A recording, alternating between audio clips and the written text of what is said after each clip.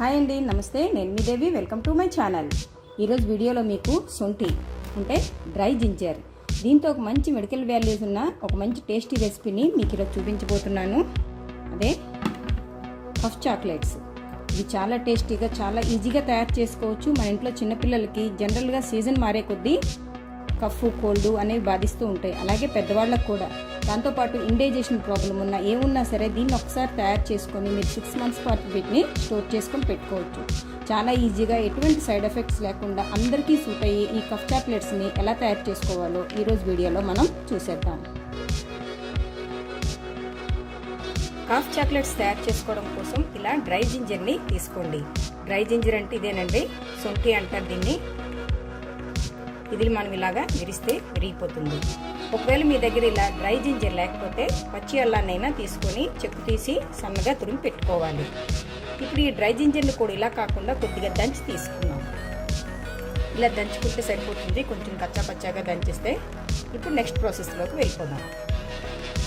ఇప్పుడు స్టవ్ మీద ఇలా కడాయిని పెట్టుకొని దాంట్లో ఏమీ యాడ్ చేయకుండా ఓన్లీ ఈ దంచుకున్న ఈ సొంఠిని మాత్రమే వేసేసి లో ఫ్లేమ్ మీద డ్రై రోస్ట్ చేసుకోవాలి. మంచి సువాసన వచ్చేంత వరకు దీన్ని ఇలాగా ఫ్రై చేసుకోవాలి.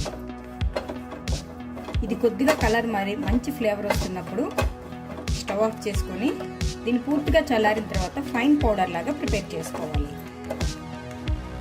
ఇలా మనకి మెత్తటి పౌడరు ప్రిపేర్ అయిపోయింది. ఇప్పుడు దీంతో చాక్లెట్స్ తయారు చేసుకున్నాం. ఇలా స్టవ్ మీద ఒక ప్యాన్ పెట్టుకుని దాంట్లో 1/2 కప్పు వాటర్ని యాడ్ చేసుకుని ఈ వాటర్లోనే 2.5 కప్పుల బెల్లాన్ని తీసుకోవాలి. అంటే మనం ఏ కప్పుతో అయితే సొంఠిని తీసుకున్నామో అదే కప్పుతో మనం 2.5 కప్పుల బెల్లాన్ని ఇందులో యాడ్ చేసేసుకోవాలి. కొద్దిగా ఈ బెల్లం మెల్ట్ అవడం కోసం వాటర్ని పోసుకుంటే చాలు. ఎక్కువ వాటర్ పోసేసుకుంటే మనకు పాకం రావడానికి ఎక్కువ టైం పడుతుంది. ఇలా తిప్పేసుకుంటూ ఈ బెల్లం మొత్తం మెల్ట్ అయ్యేంత వరకు ఇలాగా కరిగించుకోవాలి.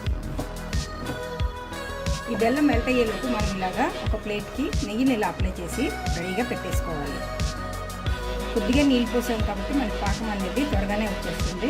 ఇలా నెయ్యి మొత్తాన్ని ఇలా గ్రీజ్ చేసుకుని ఉంచుకుంటే మనకి చాక్లెట్లు చేసుకోవడం అనేది ఈజీ అవుతుంది.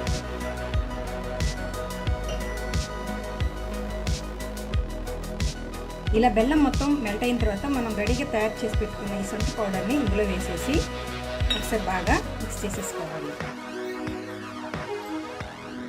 ఇలా సొంటి పౌడర్ మొత్తం మిక్స్ చేసుకున్న తర్వాత దీంట్లోనే ఒక 1/2 స్పూన్ బిర్యానీ పొడిని కూడా వేసేసి దగ్గరగా ఇప్పుడు దీన్ని ఉడికించేసుకోవాలి.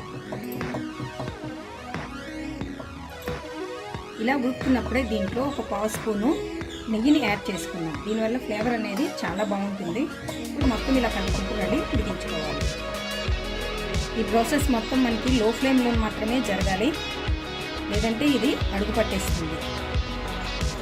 ఇలా పాకం మనకి రెడీ అయింది కదా, ఒకసారి చెక్ చేసుకున్నాం. కొద్దిగా పాకాన్ని ఇలాగా వాటర్లో వేసుకోవాలి. ఇది మొత్తం మనకి ఇలా దగ్గరగా అయిపోతూ ఎక్కడ మన చేతికి అంటుకోకుండా ఇలా బాల్లా రెడీ అయిపోయింది. అంటే మనకి పాకం అనేది రెడీ అయిపోయింది. ఇప్పుడు స్టవ్ ఆఫ్ చేసుకొని ఈ కడాయిలోనే కొద్దిసేపు దీన్ని ఇలాగా తిప్పుదాం. అంటే ఒక ఫ్యూ సెకండ్స్ పాటు ఇలా ఫ్యూ సెకండ్స్ పాటు తిప్పుకున్న తర్వాత ఇప్పుడు ఈ పాకాన్ని నెయ్యి రాసిన ప్లేట్లోకి ట్రాన్స్ఫర్ చేసేసుకోవాలి.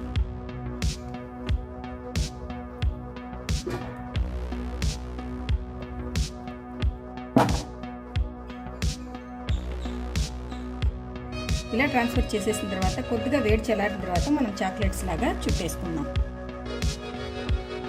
ఇదిలా కొద్దిగా గోరువెచ్చగా ఉన్నప్పుడే స్పూన్తో కొద్దిగా తీసుకుంటూ ఇలా మనం చాక్లెట్ లాగా చుట్టేసుకోవాలి.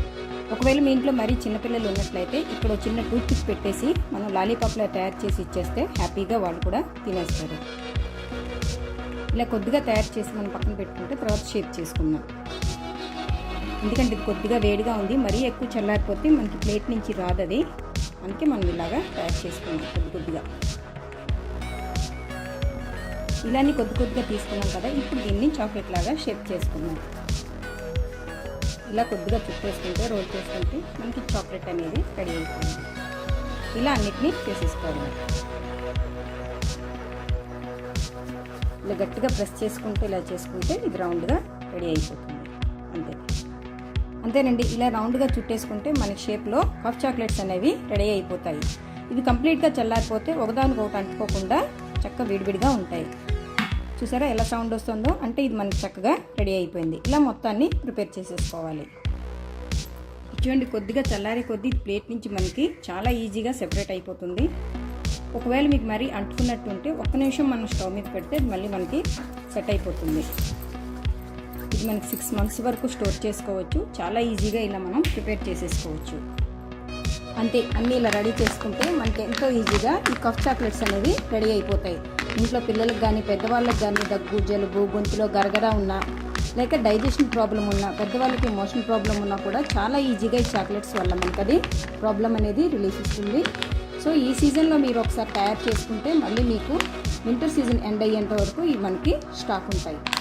ఏంటి ఫ్రెండ్స్, చాలా ఈజీగా ఈ కఫ్ చాక్లెట్స్ని తయారు చేసేసుకోవచ్చు కదా. మరి మీరు కూడా తయారు చేసుకొని మీకు అవసరమైనప్పుడల్లా మీ పిల్లలకి పెట్టండి. అలాగే వాళ్ళని హెల్తీగా మెడిసిన్స్కి దూరంగా ఉంచండి. ఈ రెసిపీ కనుక మీకు నచ్చినట్లయితే ఒక లైక్ కొట్టి మీ ఫ్రెండ్స్కి రెసిపీని షేర్ చేసుకోండి. అలాగే మరిన్ని టేస్టీ రెసిపీస్ కోసం నాదే క్రియేషన్స్ని సబ్స్క్రైబ్ చేసుకోండి. Thank you for watching.